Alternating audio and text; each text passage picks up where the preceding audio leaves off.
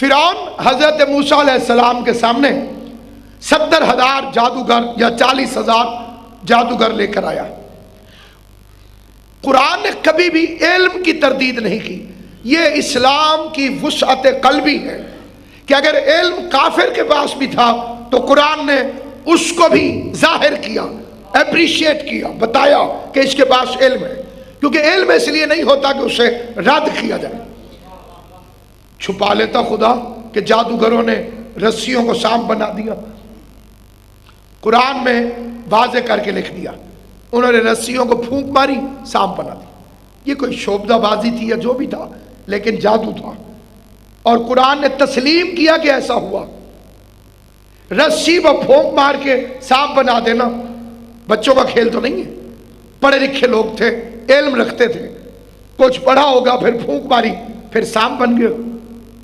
اب سانپ چلے حضرت موسیٰ علیہ السلام کی طرف۔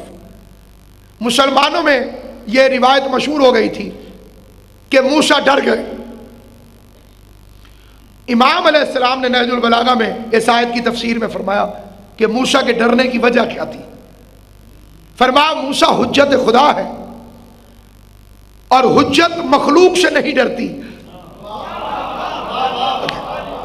سانپ مخلوق ہے تو مخلوق سے ڈرنے والا حجت نہیں ہوتا۔ 1.25 لاکھ نبی ہیں، کسی ایک کو تو کبھی خدا نخواستہ سانپ نے ڈسا ہوتا؟ 1.25 لاکھ میں ایک بھی مثال نہیں دی جا سکتی، یا کوئی ایک ایسا سنگین مرض جو انسان کے جسم میں نقش پیدا کر دے۔ یہ بھی علم و عرفان کی ایک سیڑھی ہے۔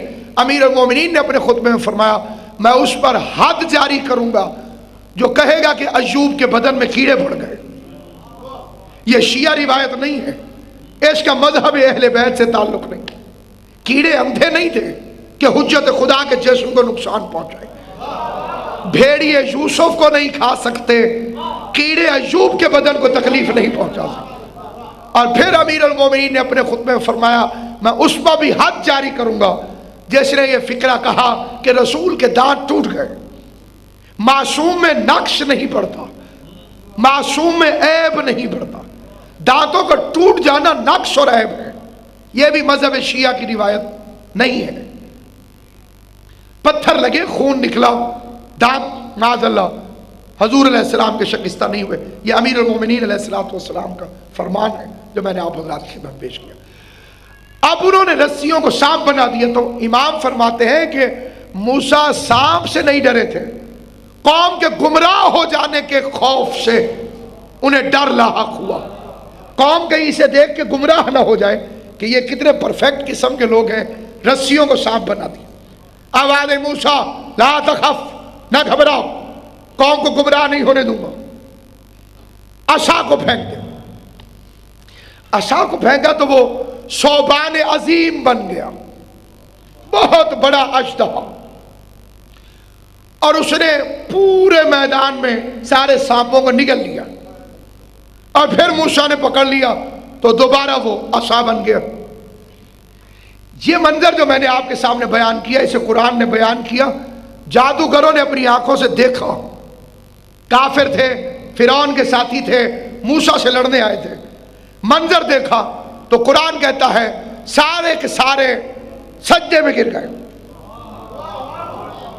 اور کہنے کیا لگے آمنا برب العالمین، ہم عالمین کے پروردگار پر ایمان لے آئے، رب موسیٰ جو موسیٰ کا رب ہے، ورب ہارون اور ہارون کا رب ہے۔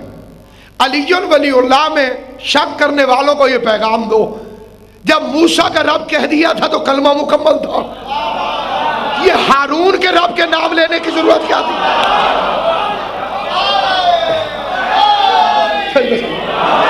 خالی اتنا کہہ دیتے ہم موسیٰ کے رب پر ایمان لائے، ہم عالمین کے رب پر۔ 3 فکرے ہیں ایمان لانے کے لیے جنہیں جادوگروں نے اپنی زبان سے کہا۔ 20واں پارہ سورہ مبارک قصص، اس کے اندر یہ لکھا ہوا ہے ہم ایمان لائے عالمین کے پروردگار پر۔ ایک پہلی گواہی ہو گئی، موسیٰ کے پروردگار پر دوسری گواہی ہو گئی، ہارون کے پروردگار پر تیسری گواہی ہو گئی۔ انہیں معلوم تھا کہ اگر ادھر سے ایمان لانا ہو تو نبی کے ساتھ ساتھ اس کے وزیر پر ایمان لانا ضروری ہے۔ ہارون وزیر ہے.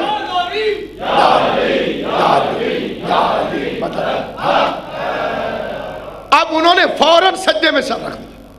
سجدے میں سر رکھا اور فرعون کو غصہ چڑھا اور فرعون کہنے لگا انتم الرافضون، تم رافضی ہو گئے. دیکھیے ہمیں کہا جاتا ہے رافضی، ہمارے لیے ایک گالی بنائی گئی ہے اور اس گالی کا نام ہے رافضی. یہ شیعہ تو ہے روافض، یہ رافضی ہے. رافضی شاہ رکن الدین عالم ملتانی نے اپنے ایک شعر میں کہا تھا من علی را دوست باشد خلق گوید رافضی. میں علی علی کرتا ہوں، علی سے دوستی کرتا ہوں، لوگ مجھے رافضی کہتے ہیں. کہنے لگے پس خدا و مصطفیٰ جبریل ہم شد رافضی. پھر اکیلا میں رافضی نہیں ہوں، اللہ، مصطفیٰ اور جبریل تینوں رافضی ہیں. پس خدا و مصطفیٰ جبریل ہم شد رافضی. تو سب سے پہلے رافضی کا لفظ فرعون کی زبان سے نکلا اور اس نے ان مومنین کو کہا جو فرعون کو چھوڑ گئے اور اللہ کی حجت کا ساتھ دیا. معلوم ہوا کہ جو حجت خدا کا ساتھ دے اسے رافضی کہتے ہیں. البتہ اسے رافضی کہنے والا فرعون ہوتا ہے. یہ سنت فرعون ہے کہ اسے رافضی کہا جائے. یہ ایک بہت بڑا انقلاب ہے. 70,000 لوگ آپ کی مخالفت کے لیے آئے ہوئے تھے اور فوراً انہوں نے اپنی پارٹی چینج کر لی کیونکہ جادوگر پڑھے لکھے تھے. انہوں نے فوراً فیصلہ کیا کہ جادو کو توڑتا ہے لیکن جادو کا سامان ختم نہیں کرتا. یہ جو سامان ختم ہو گیا یہ جادو نہیں، علم ہے. سجدے میں گر گئے.